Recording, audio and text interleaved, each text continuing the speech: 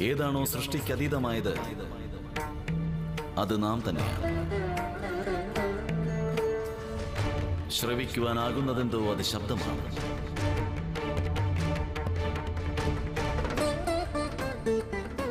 ഏതൊരു ശബ്ദം അദൃശ്യമാണോ നാം അത് തന്നെയാണ്.